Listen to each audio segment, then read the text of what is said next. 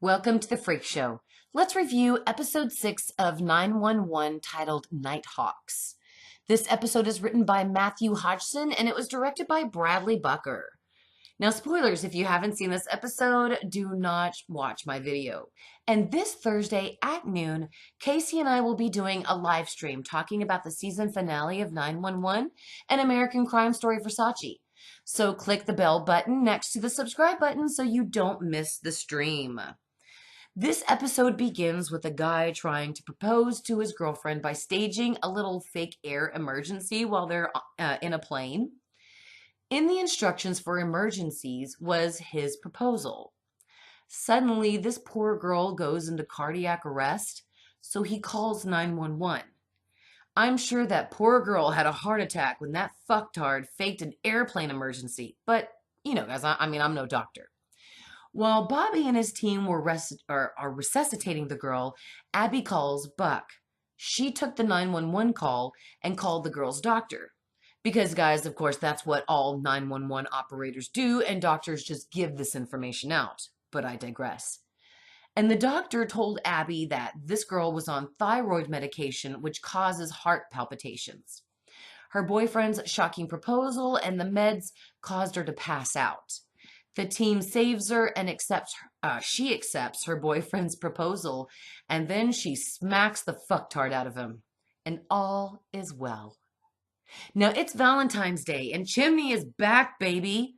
The whole station gives him a welcome back party, which that man came back to work fast after having a rebar stabbed into his skull. The team even gets him a cake shaped like Chimney with a rebar through the head. I mean, hey, at least they can laugh about it now. And guys, I remember when I had my second child, my water broke and my sweet husband panicked. I mean, I am serious, guys. That poor man literally panicked on the way to the hospital and hit every speed bump at high accelerations. I cursed his cankerous whore of a mother and silently thanked God that I was in too much pain to hurt him. And when I told this story to my best friend after in the hospital, she laughed her ass off, where I did not. She said, Mare, I'm so sorry for laughing, and I promise, one day you'll find this funny. It just isn't today. 9 years later, I find the entire thing hilarious. But how the fuck do they joke about this when it happened 2 episodes ago? I mean, am I wrong here? What do you guys think about Chimney returning to work and like the whole party? I mean, I'm glad the guy's got a sense of humor about his accident, but it seemed too soon for me, you know? Abby shows up to the party and meets Bobby. Now, to me, guys, it seems natural for these two to hook up. Maybe Abby and Buck will, retire from phone booty and she'll move on to Bobby. It could happen. It was pretty cool to see all of these characters interact together and just chop the fuck out of that cake. Now, before an emergency breaks up the party, Buck sets a date with Abby for the next day, which is Valentine's Day. In a sweet moment, Bobby helps Buck tie his tie while getting ready for his date with Abby and gives him a little, fatherly advice. He tells Buck not to have sex with Abby. I mean, that's when, I had to put my foot down and thank God that this guy was not my mentor.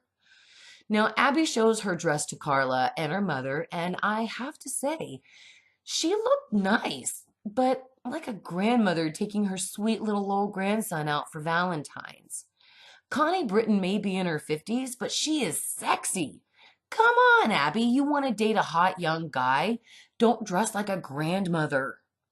He takes Abby to a beautiful restaurant, and right as they toast to their date, poor Buck chokes on a piece of bread. Guys, let me tell you, this is something that would happen to me, and I can totally relate to Buck trying to impress Abby with a nice restaurant, expensive meal, gorgeous clothes, only to choke on the fucking bread at the beginning of the date. When the waiter and Abby can't help Buck, she calls 911. Damn it, Abby, start those compressions. Save his ass. Now, too much time has passed and Buck will have brain damage soon.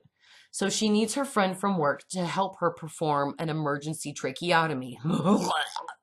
Guys, Abby's got balls. I mean, Like, seriously, was I the only one grabbing my own throat the entire time she was doing the procedure? But Abby does it. She saves Buck's life. He goes to the hospital. Abby and Bobby go to be with him, and together they watch over Buck and then like get a cup of coffee together. Guys, I can totally see these two dating. We should make a hashtag for it so the writers, take notice. So if you agree with me, hashtag Bobby and Abby on your 911 social media posts, and I'll do the same. We get a story with a couple on Valentine's Day. It's obvious the boyfriend doesn't want to be with the girl. Her name is Melora, and admits to having another date. The scene goes black, and we get a 911 call flash across our screen. Our girl Athena gets dispatched to a house where neighbors heard screaming. Melora answers the door and tells Athena that she had a fight with her boyfriend and it got loud and he left. She asks Melora if she can look around, and the girl consents. Athena, being a good woman and police officer, talks to Melora, and they kind of, bond over their heartache. She even leaves her phone number in case Melora needs to talk to her. Now, when Athena leaves, Melora grabs a butcher knife and opens the pantry door, revealing her boyfriend. He's tied up and scared as hell. Now, the scene cuts to Athena assisting a traffic accident, and one of the vehicles involved in the accident is a medical transport team taking an organ to a patient prepped and ready in the OR. Athena says she's got this, and that poor medical guy nearly shits his pants while Athena be driving. But it was a beautiful scene with Athena asking the guy whose life they're saving.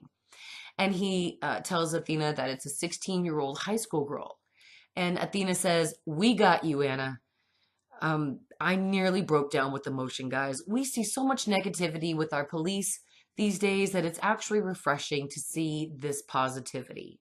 I understand this is a dramatic show, but these police officers go through experiences like these.